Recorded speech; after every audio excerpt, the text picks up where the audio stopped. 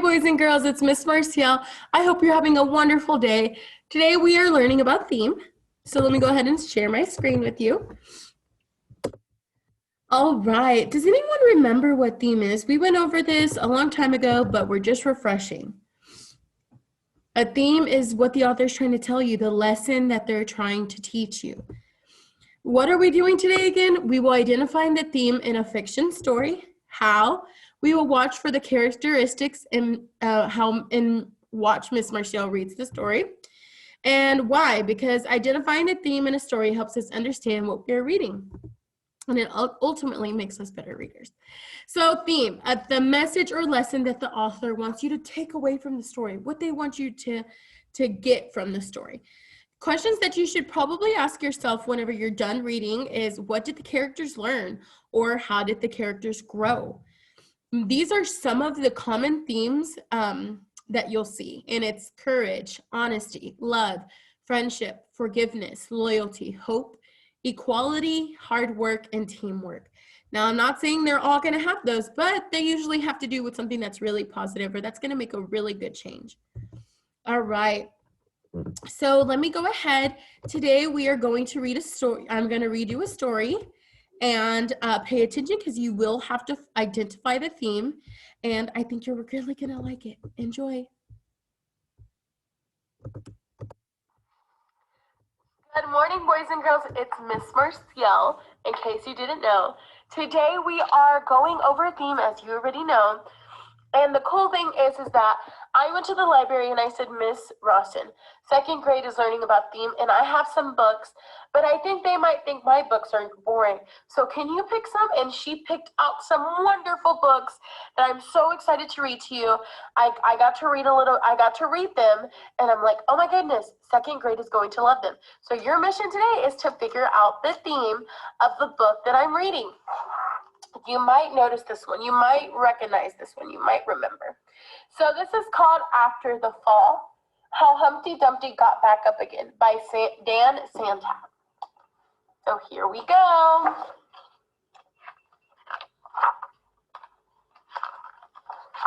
After the fall, how Humpty Dumpty got back up again.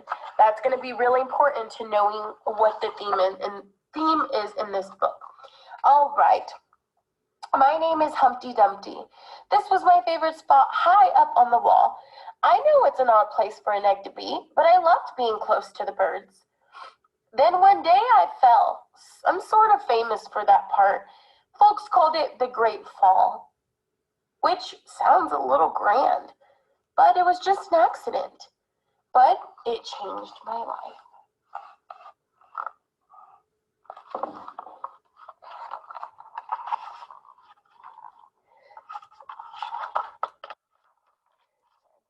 Fortunately, all the king's men managed to put me back together. Well, most of me. There were some parts that couldn't be healed with bandages and glue. So it looks like there goes Humpty Dumpty. And if you notice, he's sleeping on the floor, but he has a whole bed up here. Why do you think he's choosing to sleep on the floor instead of up here? Probably scared from when he fell, right? After that day, I became afraid of heights. I was so scared that it kept me from enjoying some of my favorite things. Now, what are heights? Does anyone know? All right, so if you're like Miss Marcial, if you ever go to Six Flags or an amusement park, you're the person that stays in the pool the whole time, or the person that holds everybody's bags and waits till they're done riding because they're scared of roller coasters or whatever. That's being afraid of heights, or like high places.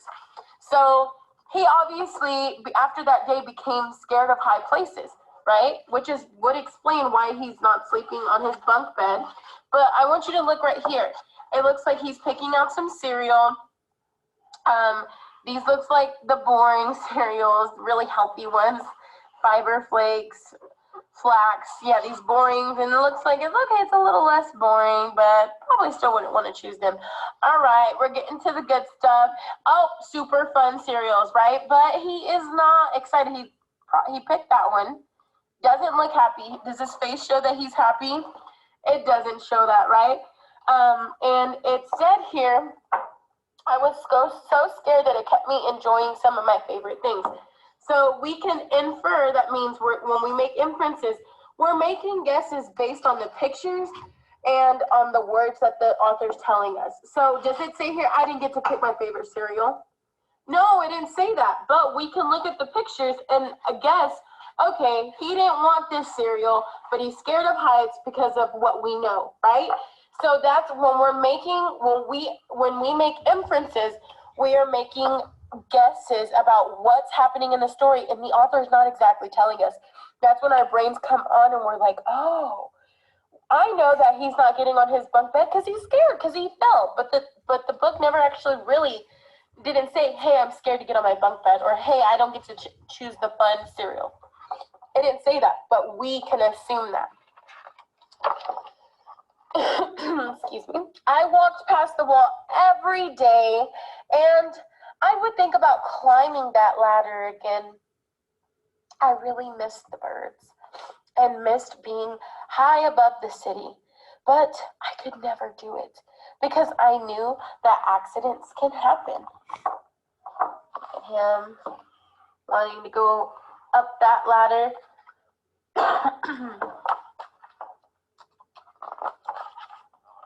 I eventually settled for watching the birds from the ground. It wasn't the same, but it was better than nothing. And then one day, an idea flew by. So here he is, using some binoculars to watch the birds because he's too scared to go on top of the wall again. Making planes was harder than I thought. Oh, wait. Did I skip a page? No. Making planes was harder than I thought. It was easy to get cuts and scratches, but day after day I kept trying and trying.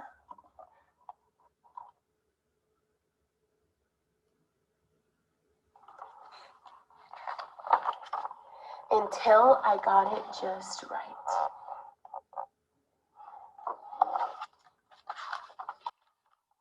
My plane was perfect, and it flew like nothing could stop it.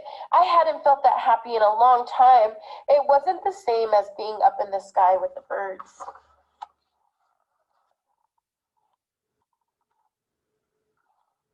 But it was close enough. Unfortunately, accidents happen. What do you think is going to happen next? Think about it. They always do. His plane is going over that wall. What do you think is going to happen? This is the airplane that made him feel happy. He hadn't felt that happy in a very long time. I almost walked away again. But then I thought about all the time I'd spent working on my plane and all the other things that I missed. I decided I was going to climb that wall. But the higher I got, the more nervous I felt. I didn't want to admit it. I was terrified. I think he has every right to feel a little nervous, right? I didn't look up. I didn't look down. I just kept climbing one step at a time. Until I was no longer afraid. Look at him. Maybe now you won't think of me as that egg who was famous for falling. Crack, crack, crack, crack, crack.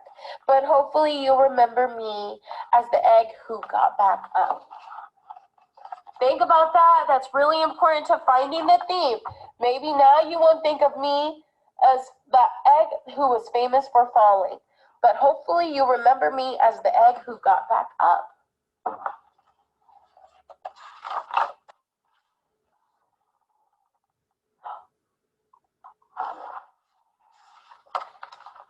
And learned how to fly.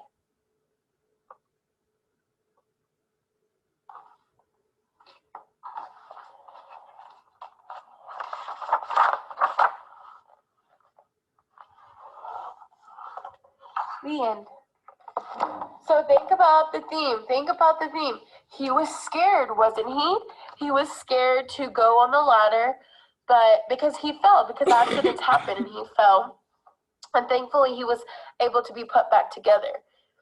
He really wanted to go back up to do, you know, make.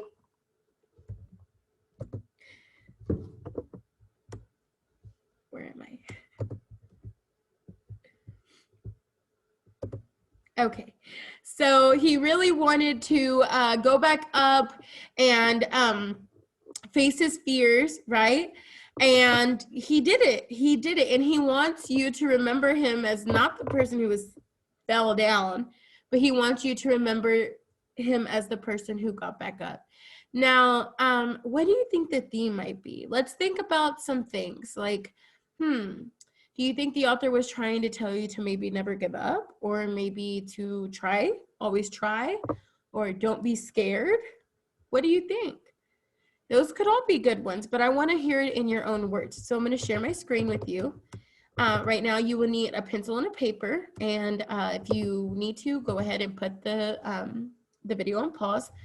And what I want from you to do is just simply, what is the theme? Write it down on a piece of paper, use complete sentences, and your sentence must have, this means it must begin with a capital letter, it must end with a punctuation mark, and it must be complete. So when you answer me, you say the theme in this story is, or the theme is, and you tell me. That's all I'm asking from you. It's a simple 1 or 2 sentences. I'm not asking for much. If you don't remember, you need to go back and watch this video again.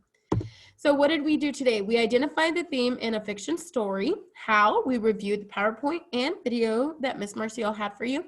And why? Because identifying the theme makes us become better readers, and it just helps us understand what we're reading.